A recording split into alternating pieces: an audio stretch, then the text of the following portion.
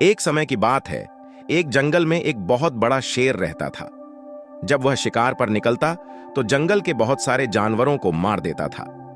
इस कारण जंगल के सभी जानवर दुखी थे। जंगल के सभी जानवरों ने इसका उपाय सोचने के लिए सभी को एकत्रित किया।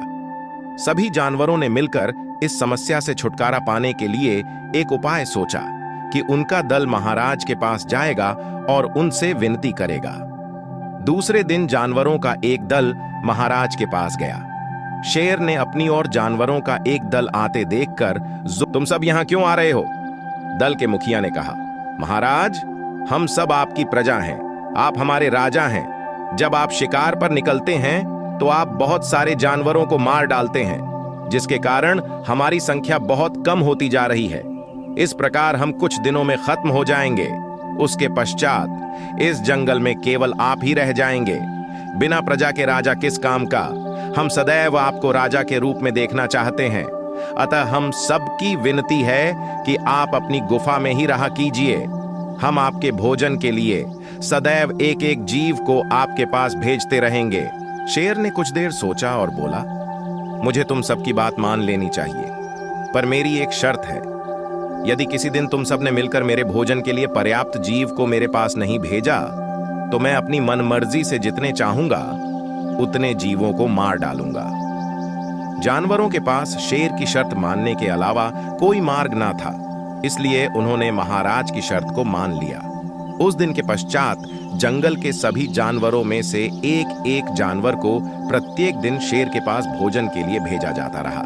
एक दिन एक नन्हे खरगोश की बारी आई। वह खरगोश शरीर से तो बहुत छोटा था, किंतु उसके पास बुद्धि बहुत थी।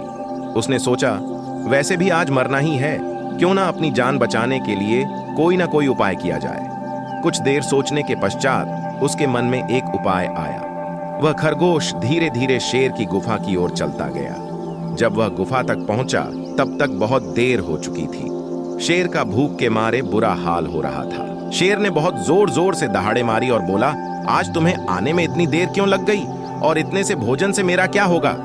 जिसने भी तुम्हें भेजा है मैं उन सब को एक एक करके देख लूंगा। एक तो समय पर भोजन नहीं भेजा और इतना छोटा सा जीव मेरे लिए भेजा। खरगोश ने नम्रतापूर्वक महाराज के आगे झुका और बोला, महाराज, जंगल के सभी जानवरों ने मिलकर आपके लिए 5 खरगोश भेजे थे और हम सब आपके पास समय पर आने वाले थे, किंतु मार्ग में हमें एक अन्य शेर ने रोक लिया और मेरे 4 साथियों को मारकर खा लिया। वह मेरे को भी खाने वाला था, किंतु मैंने उसके सामने आपका जिक्र किया कि हमारे महाराज तुम्हें नहीं छोड़ेंगे, तुमने उनका भोजन खाया है। उस शेर ने हंसकर उत्तर दिया, इस जंगल का राजा तो मैं हूं, कोई दूसरा शेर राजा नहीं है। उसने मुझे आपको उसके सामने ले जाने के लिए भेजा है। महाराज ने जोर जोर से दहाड़े लगाए। उन दलों के कारण पूरा जंगल दहल उठा और बोला, दूसरा शेर? वह कौन है? इस जंगल का राजा तो मैं हूं, कहां है वह दूसरा शेर? मुझे तुम उससे के पास ले चलो, मैं उसके टुकड़े टुकड़े कर दूंगा। खरगोश महाराज को लेकर एक कुएं के पास आ गया और बोला, जब हम आपके पास आ रहे थे तभी वह शेर यहीं था लगता है। आपको देखकर वह शेर इस गुफा में छुप गया है।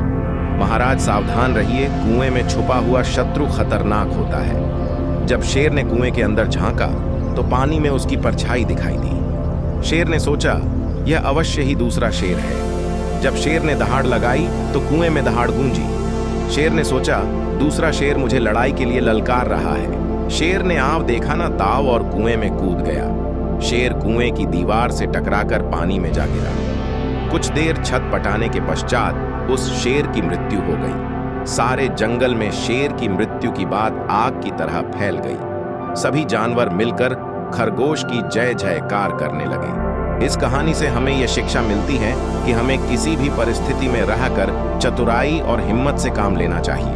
किसी के सामने डरना नहीं चाहिए। इसी और कहानियां सुनने के लिए प्लीज सब्सक्राइब जरूर करें, जिससे कि हम नई नई कहानियां लाएं। धन्यवाद।